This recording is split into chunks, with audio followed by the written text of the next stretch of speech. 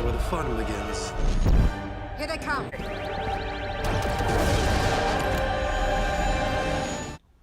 Hello everybody, this is Wiggle Burrito, and I'm back with another video. Today we're going to be going over the 10 star cards you should always use in Galactic Assault of Star Wars Battlefront 2. The first one up on our list is BB-8, and the card we're talking about in specific is called Whirlwind. This card increases the damage and radius of his cable spin, his best ability. This card is a must-have. His cable spin is already his most reliable ability, and it's easy to take out room. You need to have this card if you're a BB-8 player. It is so effortless to take out rooms with this cable spin, and all this card does is make it easier to do so. And keep in mind, there are a lot more than 10 good star cards in this game for heroes. Just this video, I just picked my 10 best ones I could find. Moving on to one of my personal favorite heroes in this game, Obi-Wan Kenobi. The card we're talking about is called Give It All. It makes his all-out push, charge up time, and range farther and longer. Now this is a debatable one because some people want the all-out push to have a shorter time, but I personally like how you can pretty much snipe people from across the map with his all-out push without them even seeing you.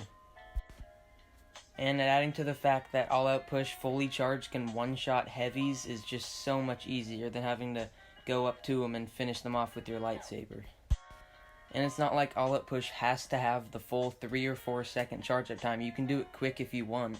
You can just have the longer option too, which is why this card I think is better than the other. Moving on to another light side hero, and yes, I promise there are dark side heroes in this video too. We have Lando Calrissian. And one of my personal favorite star cards in this whole game, Wide-Eyed. This makes his sharp shot ability an absolute cheat code. Sometimes it is insane how far you can target people with the sharp shot, and since they removed where you can only hit a maximum of 5 targets with it, it is so fun to play as Lando now. This makes Lando a blast to play on maps like Kashyyyk, Geonosis, and Endor. Since his primary blaster doesn't have the best range, sharp shot can really make up for it. Moving right on to Luke Skywalker and his Intensify card. This card is debatably the best card in the game, but it does require you get around a 20 kill streak before it starts being in play. So once you get around a 20 kill streak or 200 damage, you'll get a 2% more damage on each lightsaber attack. So pretty much to the point where you can one-shot 150 health infantry, meaning officers, specialists, and assaults. Now you might be wondering, why is this card the best when Anakin and Grievous both have cards to make them instantly one-shot 150 health infantry?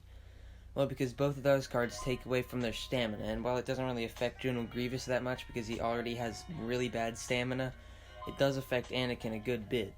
And Luke's, it doesn't do anything to the stamina.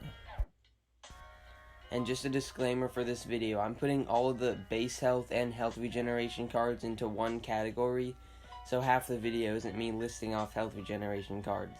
And those heroes are Count Dooku, BB-8, BB-9E, Obi-Wan, Chewbacca, and Lando. You obviously want to use these cards because it's just more health. Next up on our list is FN2187 Finn. And the card we're talking about is called Raised to Do One Thing. What it does is makes his Deadeye, his best ability, target people from farther away. If you're a Finn player or just have played Finn before, you know that you'll rely on your Deadeye ability very much. This is why you want probably 2 out of your 3 cards to be for that ability.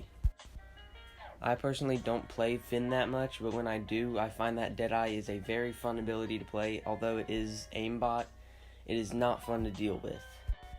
Although Finn's Deadeye can't reach as far as Lando's sharp shot, Finn's primary blaster is way better at range than Lando's, so your best bet is just to use that. Next up on our list, we have Supreme Leader Kylo Ren and his Closing In star card. It makes him leap further during Frenzy, and it says during, but it also means when you activate it. I swear, sometimes he can jump 20 yards to someone when you activate Frenzy. It is so fun to do it. And this star card makes his debatable already broken ability even more broken. Sometimes you don't even see someone and he just teleports to them and kills them without you even trying.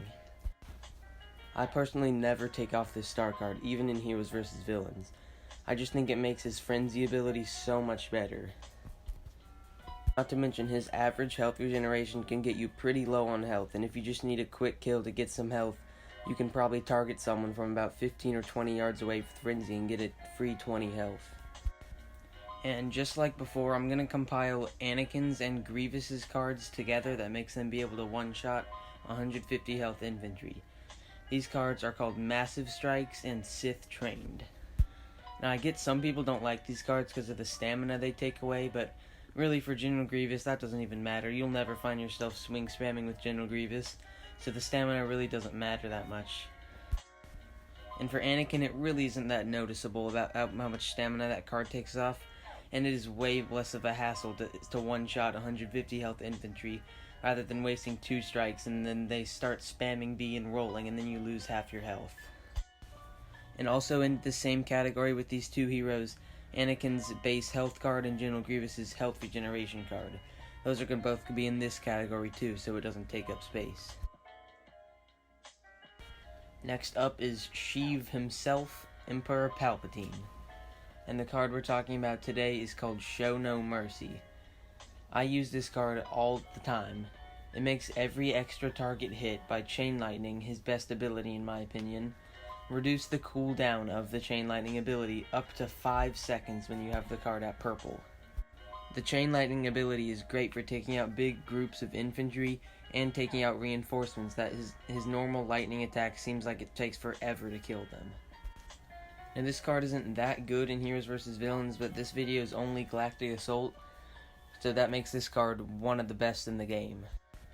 I would 100% recommend using this card no matter what type of Palpatine player you are. Because I think all of us have found ourselves playing Palpatine and just needing that Chain Lightning ability to charge just for 1 second so we can clear out this big room, and it's not there. This card may help with that. Now the last hero in this video is Han Solo, and the star card we're specifically talking about is called Air Burst. Now I know there's a lot of Han Solo mains that would agree that this card is the best one that he has. So all that this card does is make the detonite charge do more damage when it's detonated without touching a surface, so it just has to be in mid-air when it's detonated. Then it'll do more damage, which that's really how you play his detonite charge. I don't see a lot of players like throw their detonite charge in a hallway and then wait like a couple minutes then detonate it.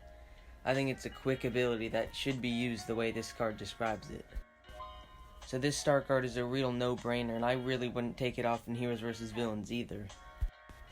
And the detonite charge can get you out of a lot of tough places sometime if you're in trouble with them, and it's good to know that it'll take a good chunk of even a reinforcement's health, just so you can make a good escape. So Han Solo wraps up our video of 10 star cards you should always use in Galactic Assault, a Star Wars Battlefront 2. I'm Wiggle Burrito, and remember to like and subscribe if you enjoyed.